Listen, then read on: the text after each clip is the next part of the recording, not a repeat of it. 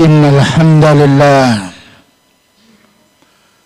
نحمده ونستعينه ونستغفره ونعوذ بالله من شرور أنفسنا وسيئات أعمالنا من يهده الله فلا مضل له ومن يضلل فلا هادي له أشهد أن لا إله إلا الله وحده لا شريك له وأشهد أن محمدا عبده ورسوله قال الله تعالى يا أيها الذين آمنوا اتقوا الله حق تقاته ولا تموتن إلا وأنتم مسلمون يا أيها الناس اتقوا ربكم الذي خلقكم من نفس واحدة وخلق منها زوجها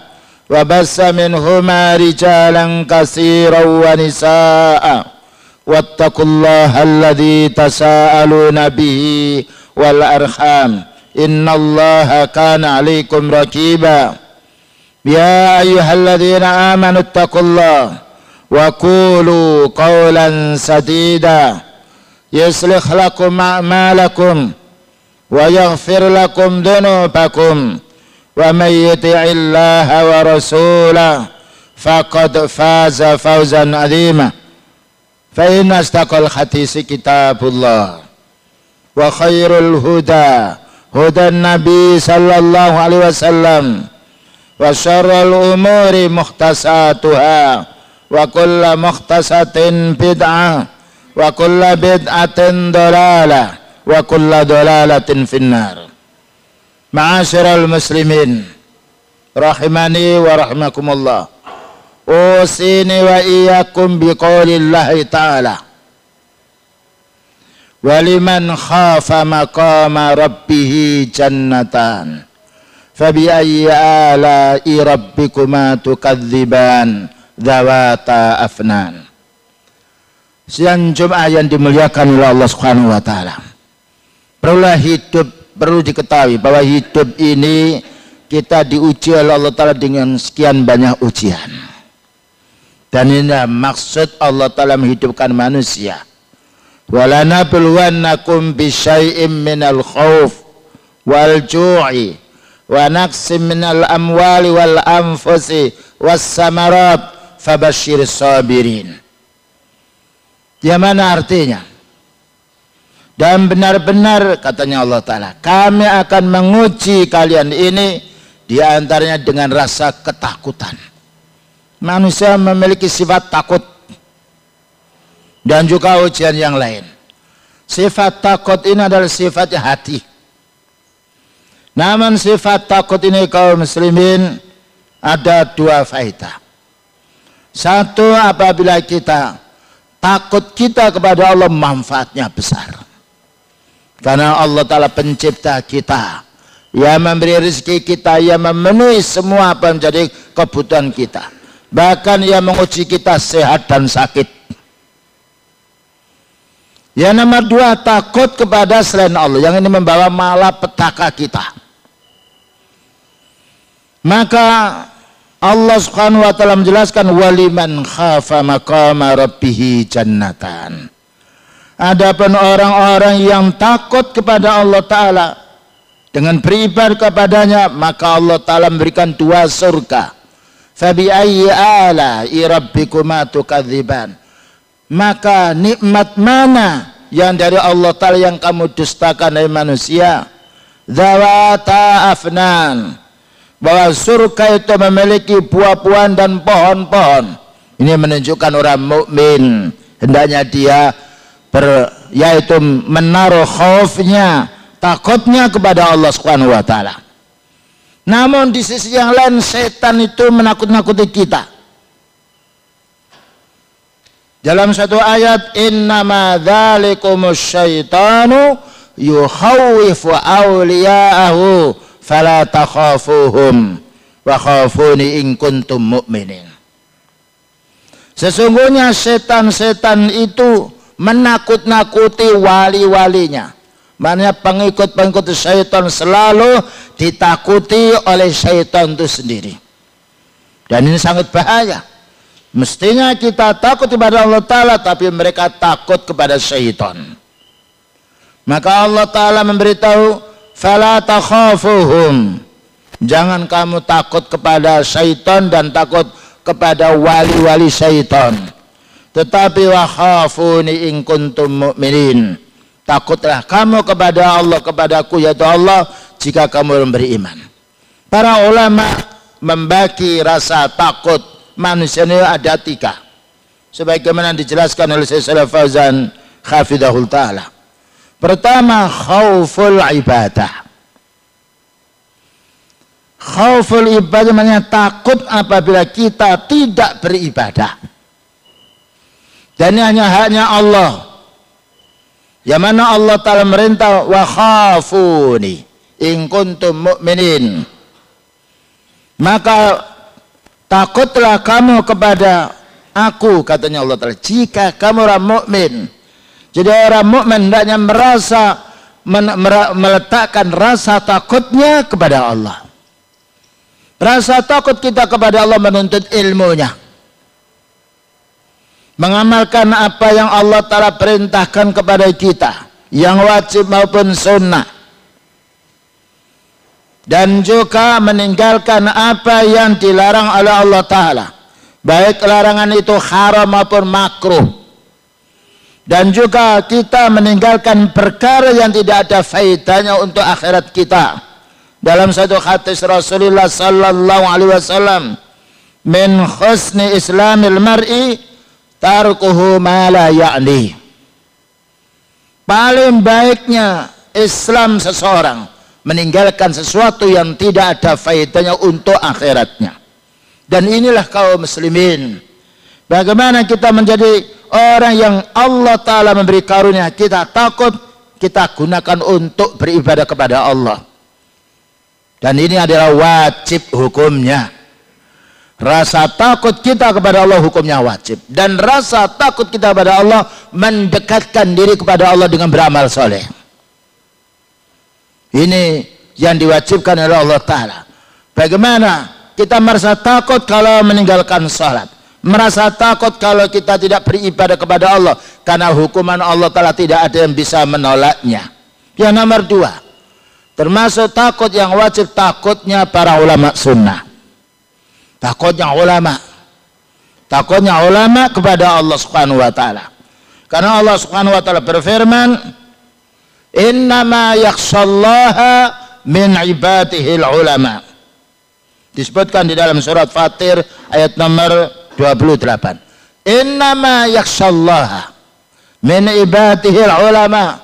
Sesungguhnya yang paling takut kepada Allah di antara hambanya Allah adalah orang yang punya ilmu. Dan itu dibuktikan para anbiya, para utusan Allah Subhanahu wa Ta'ala. Karena rasa takutnya kepada Allah, tidaklah melakukan kejahatan, tidaklah berbuat syirik, tidaklah berbuat mungkar, tidak pula berbuat maksiat, karena khaufnya kepada Allah Subhanahu wa Ta'ala. Dan makna takutnya ulama kepada Allah Ta'ala, tidak bicara kecuali yang bicaranya itu diridhai oleh Allah Subhanahu wa Ta'ala. Dan juga tidak menyuruh orang kecuali seruan itu diridhai oleh Allah Subhanahu wa Ta'ala. Dan juga tidak pula melarang seseorang kecuali itu larangan Allah, larangan Rasulullah sallallahu alaihi wasallam. Maka Allah Ta'ala memuji ulama, memuji orang punya ilmu, memuji orang menyampaikan ilmu yang istiqamah dengan apa yang ia ilmui, memuji orang yang menyampaikan ma'ruf, membendung kemungkaran. Dan itulah amalnya para utusan Allah Ta'ala, para sahabat radhiyallahu anhum. Maka hargailah, wahai saudaraku orang punya ilmu. Ilmu tidak bisa dijual belikan dan tidak bisa dicuri, itu murni dari Allah Subhanahu wa Ta'ala. Tatkala kita mendapatkan ilmu dari Allah, syukuri dengan kita beramal. Tentunya kaum muslimin, orang mukmin yang punya berilmu, beramal, ini tantangannya besar. Bayangkan para anbiya, para utusan Allah Subhanahu wa Ta'ala, tidaklah mereka dimusuhi oleh orang kafir, melainkan karena sebab ilmu yang disampaikan, dan karena sebab amal yang diamalkan, dan karena sebab mereka para anbiya ini mendakwai manusia.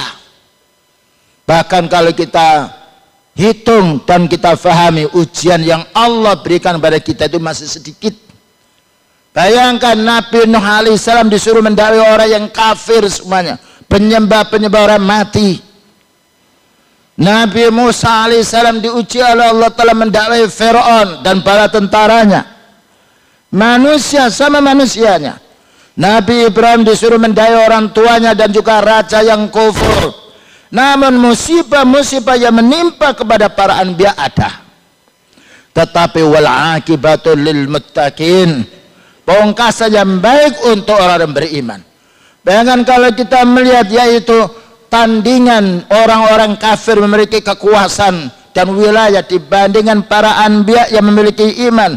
Subhanallah, ternyata betul apa yang difirmankan oleh Allah Ta'ala, dzalika bi annallaha maulal ladzina amanu. Yang demikian itu karena Allah Ta'ala menolong hambanya yang beriman. Dan jangan sampai orang-orang memiliki ilmu ini membolak-balikkan ayat Allah, menghalalkan yang diharamkan oleh Allah Ta'ala, mengharamkan apa yang dihalalkan oleh Allah Ta'ala. Ini adalah ulama Yahudi, ulama Nasrani yang dikutuk oleh Allah Ta'ala, ghairul maghdubi alaihim waladdallin. Sebagaimana Allah Ta'ala berfirman, mengingatkan pada kita semuanya yang penuntut ilmu, yang memiliki ilmu istiqomalah kita dengan ilmu yang Allah berikan kepada kita. Allah berfirman di dalam surat At-Taubah ayat nomor 34, ya ayyuhalladzina amanu inna katsiran minal ahbari warruhbani la ya'kuluna amwalan nasi bil batili wa yasuddunahum an sabilillah. Ya ayyuhalladzina amanu, orang beriman.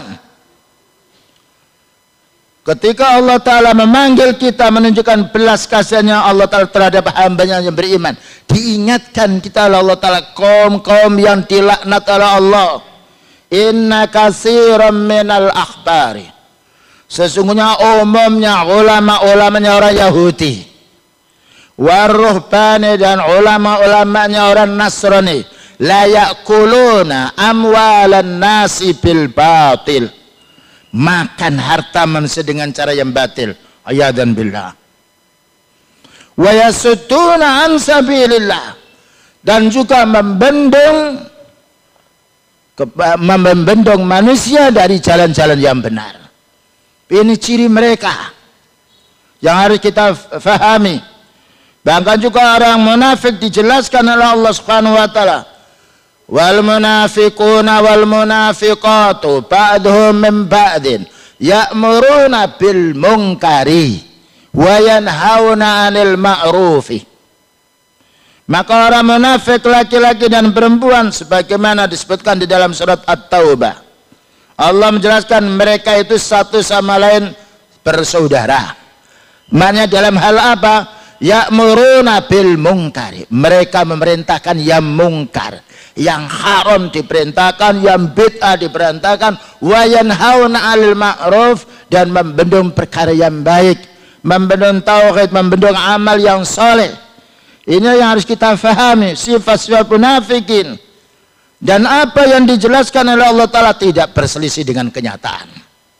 Inilah kaum muslimin. Maka Allah Ta'ala mensifat orang mukmin, wal mu'minuna wal mu'minatu ba'duhum awliya'u ba'din ya'muruna bil ma'ruf wa yanhauna 'anil munkar.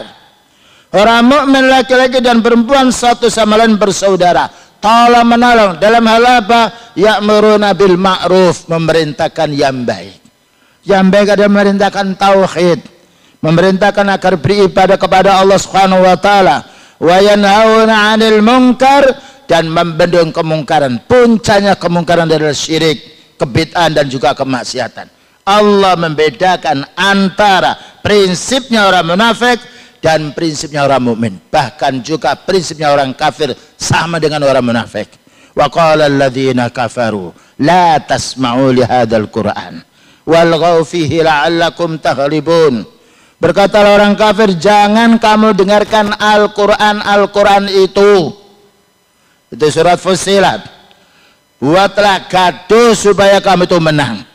Inilah rahasia hidup mereka yang kita ketahui dalam Al-Quran. Dan Allah Ta'ala menguji kita dengan sekian banyak manusia yang kita dengarkan tadi. Dan ini menunjukkan kita harus waspada. Dan harus memusatkan khauf kita, rasa takut kita kepada Allah Subhanahu wa Ta'ala. Yang nomor 2, khauf yang dilarang. Takut yang dilarang ada 3. Pertama, takut sirri, khaufus sirri. Anak takut kepada benda-benda yang dianggap itu bisa mendatangkan manfaat, bisa menolak bala. Seperti takut ketika dia punya azimat. Takut kalau azimat ini tidak dibawa, nanti dagangannya akan rugi. Takut apabila dia sedang menyupir sepeda motor atau mobil, kalau tidak dibawa azimat ini akan kecelakaan. Menggantungkan sesuatu kepada makhluk yang tidak bisa menolak bala dan tidak bisa mendatangkan manfaat, dan ini bahaya. Dan orang semacam ini dikatakan kufur karena meletakkan rasa takut kepada makhluk. Dan berapa banyak orang ketika mau bepergian dia pamit dulu kepada benda-benda yang dikeramatkannya, bahkan juga pamit pada orang-orang yang telah meninggal dunia. Maka pernah orang musyrik ini menakut-nakuti Nabi Hud alaihissalam, yang mana Allah Subhanahu wa Ta'ala berfirman di dalam surat Hud ayat nomor 54 dan sampai 56. Berkatalah kaum-kaumnya Nabi Hud ini ketika didakwai, apa balasan mereka, tantangan mereka. Maka kaum-kaumnya mengatakan, inna qulu illa taraka ba'du alihatina bisu. Tidaklah kami mengatakan, hei Hud, melainkan Tuhan kami ini akan membuat kalian gila. Bayangkan seorang nabi ditakut-takut oleh mereka, kalau kamu tetap berdakwah kamu akan gila karena kamu mencaci, mencela Tuhan kami. Waktu itu ada patung-patung yang disembah oleh kaumnya Nabi Hud ini. Apa jawabnya Nabi Hud alaihissalam? Qala inni usyhidullah, aku membuat persaksian Allah yang menyaksikan diriku. Washhadu anni bari'um mimma tusyrikuna min dunihi. Saksikan hai orang, wahai umat, saksikan aku berlepas diri dari yang kamu sembah-sembah selain Allah Ta'ala ini. Fakiduni jami'an summa la tundiruni. Silakan patung-patungmu, Tuhanmu membuat rekayasa kepada diriku, maka aku akan mohon kepada Allah Ta'ala, inni tawakkaltu ala Allah Rabbi wa Rabbikum. Saya hanya bertawakal kepada Allah Ta'ala karena dia adalah Rabbku, penciptaku dan pencipta kalian semuanya. Begitulah ketegasan Nabi Hud alaihissalam ketika diwaswasi, ditakuti oleh sekian banyak manusia melakukan kemusyrikan, namun jawabnya seperti yang kita dengarkan tadi, inni usyhidullah, saya bersaksi di hadapan Allah dan aku berlepas diri dari semua yang kamu sembah selain Allah. Silakan, yaitu patung-patungmu, Tuhanmu membuat rekayasa padaku, jangan ditangguhkan. Summa la tunziruni. Dan setelah itu Nabi Hud alaihissalam bertawakal kepada Allah, inni tawakkaltu ala Allah Rabbi wa Rabbikum. Begitu kaum muslimin, tantangannya para anbiya dahulu ketika berdakwah bukan diterima dengan yang baik, tetapi tantangan besar sekali. Dan ini semuanya untuk menjadi pelajaran kita semuanya, bahwa mencari surga tantangannya berat.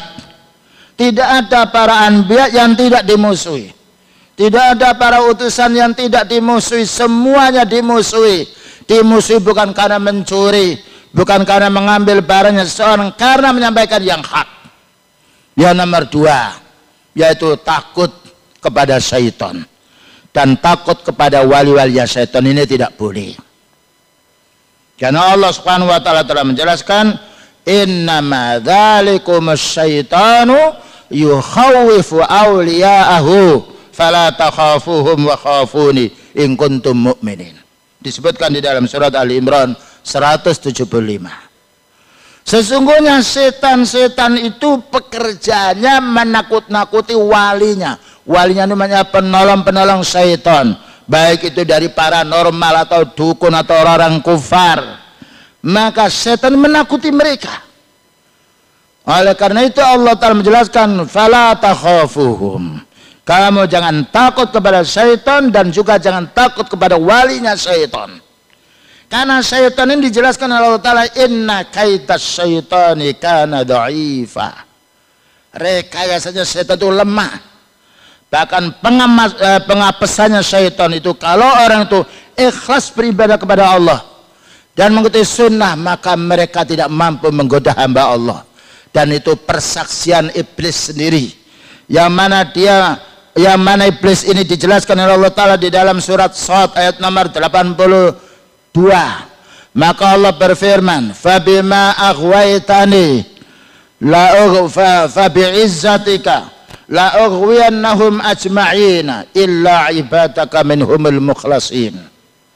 Maka sebab engkau ya Allah menyesatkan aku.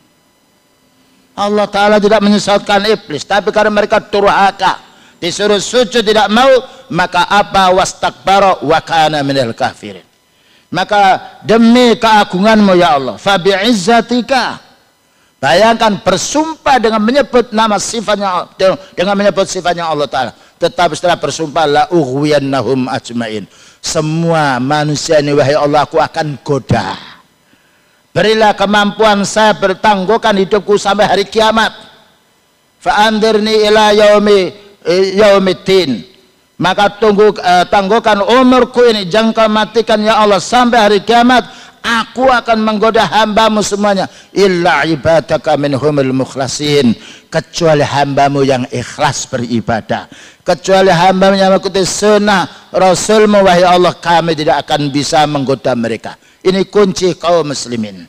Bagaimana kita tidak tergoda dengan syaitan, selalu menjadi orang ikhlas, yaitu beribadah kepada Allah dan juga mengikuti sunnahnya Rasulullah SAW sebagaimana para anbiya dan para sahabat yang kita saksikan. Kemudian juga berikutnya, ada orang yang takut beribadah karena manusia, dan ini tidak boleh.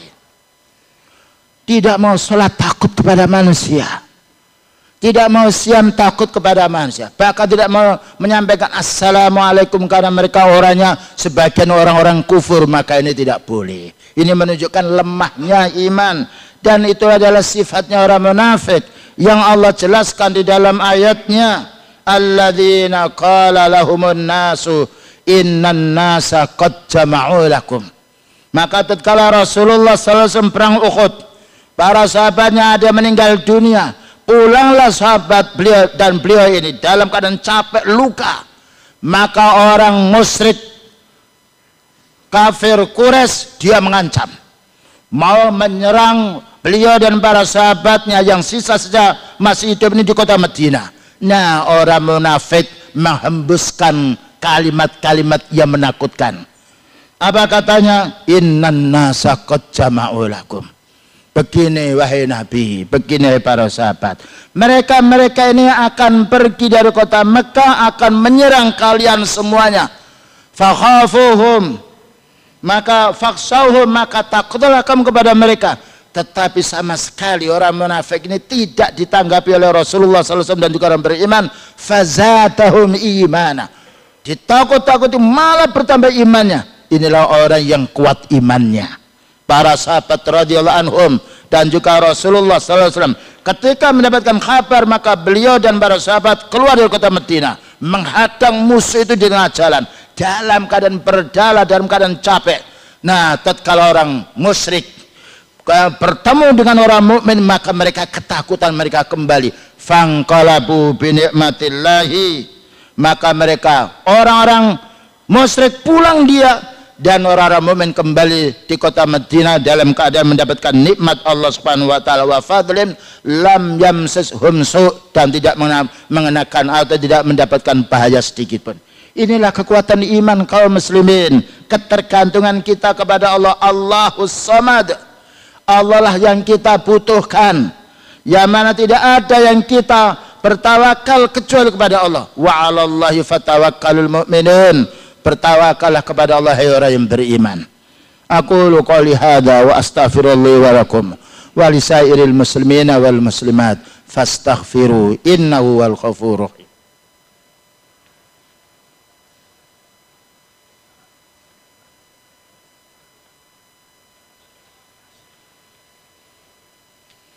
Alhamdulillah hamdan kama amar. Asyhadu an la ilaha illallah wahdahu la syarika lah. Wa asyhadu anna Muhammadan abduhu wa rasuluhu amma ba'du. Selanjutnya penjelasan yang nomor 3, takut yang dibolehkan, yaitu khaufut tabi'i, takut yang sifatnya menurut tabiat manusia, seperti takut apabila dia jalan sendirian malam hari, takut memanjat. Ini takut yang tidak ada hubungannya dengan ibadah, dan itu perasaan manusia boleh asal tidak berlebih-lebihan. Tetapi kalau takut tabiat ini sampai meninggalkan ibadah, maka hukumnya haram. Inilah harus kita paham. Ada orang takut dia naik mobil, takut dia berjalan malam, takut ada ular, takut ada harimau. Ini tidaklah berpengaruh di dalam ibadah kita, karena manusia seperti itu memiliki sifat sebagaimana Nabi Musa alaihissalam. Maka Allah Ta'ala menjelaskan ketika beliau pernah membunuh orang tidak salah, maka Allah Ta'ala berfirman dalam surat Al-Qasas ayat nomor 21, fakharaja minha khaifan yataraqqabu qala rabbi najjini minal qaumidz zalimin. Fakharaja, maka keluar Nabi Musa minha, dari negerinya ini, khaifan, dengan rasa takut. Ini takut tabiat manusia, takut pembawaan manusia. Keluar dari negerinya dalam keadaan takut, yataraqqabu, mengintai-intai, jangan-jangan ada orang yang sifatnya berlaku jahat kepadanya, maka ini tidak mengapa. Tetapi untuk menghilangkan rasa was-was itu, maka Nabi Musa berdoa kepada Allah, qala rabbi najjini minal qaumidz zalimin. Ya Allah, selamatkanlah aku ini dari kaum-kaum yang berbuat zalim. Karena yang mengganggu kaum muslimin banyak sekali, bukan hanya makhluk halus yang berupa syaitan yuwaswisu fi sudurin nas minal jinnati wan nas, tetapi juga yang lainnya. Inilah kaum muslimin. Perlunya kita bagaimana meningkatkan rasa khauf kita kepada Allah. Apabila rasa khauf kita kepada Allah Ta'ala, Allah akan melindungi kita. Dan karena yang menjadi aman hati ini hanyalah Allah Subhanahu wa Ta'ala, maka Allah Ta'ala berfirman, banyak sekali ayatnya, fala takhshawhum wakhshawni, jangan kamu takut kepada mereka, takutlah kamu kepadaku. Fala takhafuhum wa khafuni in kuntum mu'minin, janganlah kamu takut kepada mereka, takutlah kamu kepadaku hai orang beriman. Dan inilah ya, kaum muslimin yang perlu kita tingkatkan. Karena kita hidup pada zaman sekarang tidak seperti hidup sebelumnya. Banyak rintangan-rintangan dan juga gangguan. Namun dengan khasyatullah, senantiasa kita istiqamah dalam ibadah, itulah yang membawa keterangan jiwa kita. Akhirnya kita mohon kepada Allah Subhanahu wa Ta'ala, Allahumma salli ala Muhammad wa ala ali Muhammad kama sallaita ala ali Ibrahim, wa barik ala Muhammad wa ala ali Muhammad kama barakta ala ali Ibrahim fil alamin innaka Hamidum Majid. Rabbana zalamna anfusana wa illam taghfir lana wa tarhamna lanakunanna minal khasirin. Rabbana la tuzigh qulubana ba'da idh hadaitana wa hab lana min ladunka rahmah innaka antal wahhab. Rabbana hab lana min azwajina wa dzurriyyatina qurrata a'yun waj'alna lil muttaqina imama. Allahumma inna na'udzubika minal kufri wal faqri wa na'udzubika min adzabil qabri. Allahumma inna na'udzubika min jahdil bala wa darakis saqa wa su'il qada wa samatatil a'da. Allahumma inna na'udzubika min zawali ni'matika wa tahawuli afiyatika wa fujaati nikmatika wa jami' sahatika ya rabbal alamin.